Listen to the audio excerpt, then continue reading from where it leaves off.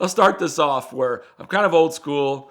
I'm pretty stubborn in nature. When somebody tries to scam me or rip me off, I'm pretty stubborn. And I've learned a lesson.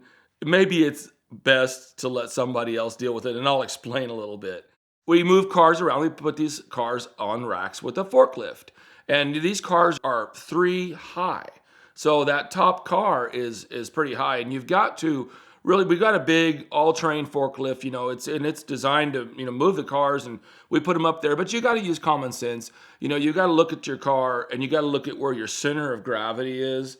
And, if it doesn't have an engine in it, just look at the car and think about where's the center of this car. And then balance it on your forks, or your forklift.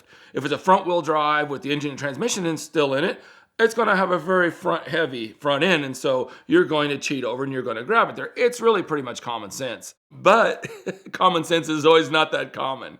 So we got an employee, he's moving a car and he's moving it off the top rack, and he pulls out and he probably turns too fast. I've actually tipped the forklift myself, right? I mean, like, I've not tipped it over, but I've kind of went and it's tipped up on me, and I'm like, oh, I've been on the edge of that. And what you always do is you go through the bottom of the car. You never go through the door openings. So I've been through the bottom of the car, and what will happen is if you screw up, you're at a tipping point, right? Well, the car will literally just fall off the forklift. As it goes over, the car will fall off. Not ideal situation, obviously, but better to let the car go and fall than to go over with the car. And you never go through the windows, because then if it starts to tip, the car can't fall off of it, and it just takes the forklift with it. So another scenario where I'm sitting at my desk, peaceful day, not a lot going on,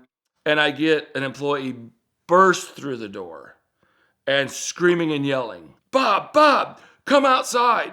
Joe turned the forklift over. I think he's dead. Imagine what's going through your mind at that moment. So I rush out the door, and lo and behold, the forklift is completely laying over on its side. And, there's a car laying, kind of like as it's up here, cars laying over here. And then Joe is laying kind of between the car and the forklift. So like this is the seat of the forklift, right? When it tips over, you're not at a high polar movement area. You're not going to be thrown. It's just literally going to be like a slow motion, tunk, right? And he's like 10 feet away from the seat of the forklift. And I walk out there and he's laying on the ground. The first thing I'm concerned about is his well-being. He's laying on the ground. He's not moving. And I'm looking at the whole accident scene.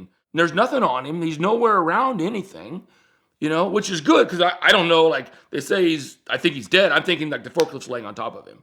I mean, that's the first thing that comes to mind. So I go up to Joe and I look at him, and I don't see physically anything wrong with him. And obviously the first thing that I had yelled to one of the employees was, call 911. So that phone call's been made. So I start tending to Joe. I don't see a scratch on him. He's got a little dust on him from the ground. He's kind of mumbling around.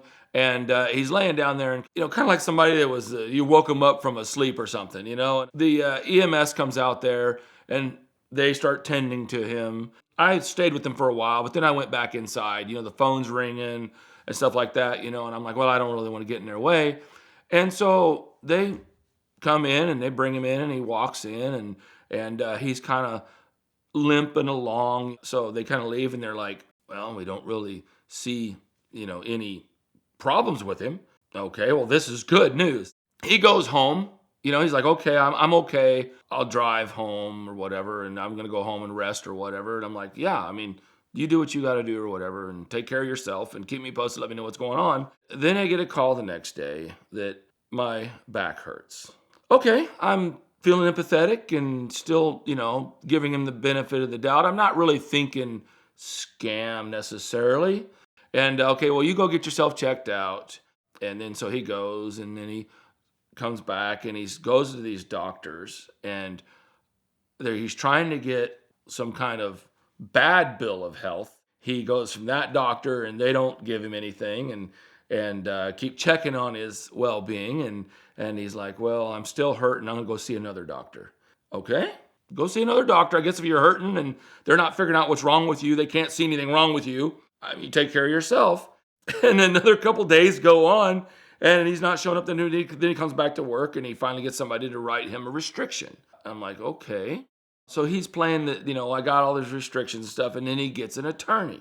And I'm like, okay. And I've got insurance, I've got workers' comp. That's what you pay workers' comp for. So what he's trying to do, what I find out, is he is trying to get a restriction to where like he doesn't have to work.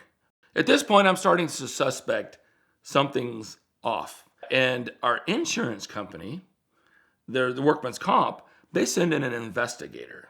And what he wants me to do is he wants me to fire him. So he wants me to fire him so then he can use that against me to, I can't work now and do a lawsuit and this and that. And he had one attorney and I dealt with them, I guess they dealt with the insurance company. This attorney, the first attorney, accident attorney, actually dropped him. Once I kind of realized, wait a minute, I'm getting scammed.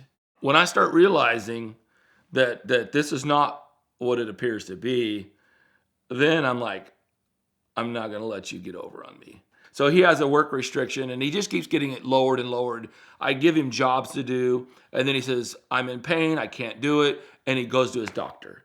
And they just keep writing this restriction more and more to where he gets out of any kind of job that I ask him to do. So he comes in and he has a 10-pound weight lift restriction and a no bending restriction. So, he has got it down. So I'm like, okay, we're a salvage yard here, okay? What job can Joe do? And understand, we're paying him every week to rip us off.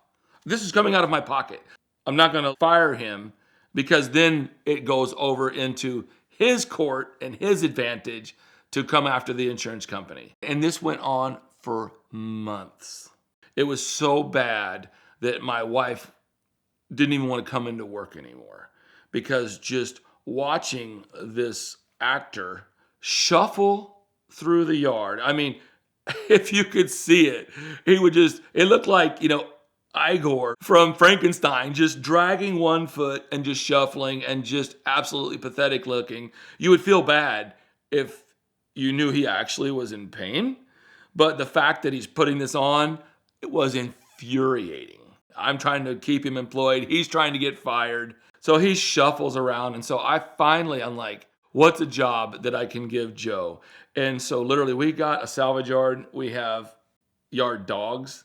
And out there in the salvage yard, there is an endless supply of dog feces and nuts and bolts and trash. Just every little thing.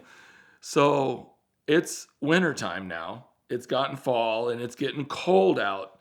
And I sent him out there and basically his job every day is to pick up every single thing on the ground in the yard. I get him one of those claws and a trash bag. And that is his new job, to go out there and pick up all the dog crap in the yard, every nut, every bolt, every piece of little trim. You're never going to complete this task. He did that for about 2 weeks. And then he comes in and he says he quits. I have a job for you. I have a job for you. Meet your work restriction. We're not firing you. He goes away. I think the insurance company, they maybe gave him a check for like maybe $1,500 or something like that. He was wanting permanent disability. That's what he was after, was a permanent disability. And I never saw him again. And that was 90 days of hell. We'd like to thank Glossit for supporting the VINwiki channel this month. And right now, Glossit is offering the best DIY ceramic coating package that we've ever seen or certainly offered here on VINwiki. For just $69.99, you're going to get their graphene ceramic coating along with the Real Difference Maker, their ceramic detail spray. Now, that's a $50 bottle of spray detailer that I truly love just for daily use. But when you use that alongside their graphene ceramic coating, it makes the removal a lot easier, the outcome a lot smoother. You avoid high spots and things like that. So a DIY idiot like me in my own garage can achieve an outcome pretty similar to what Rich and his team were able to do last year on the Paris Hilton SLR, which I eventually torture tested on rallies and road trips and all this stuff, and it is now in Bulgaria, still looking wonderful. So check it out now at the link in the description below. There's a very limited quantity, so respond now and get yours for just $69.99. Thanks, Glossit.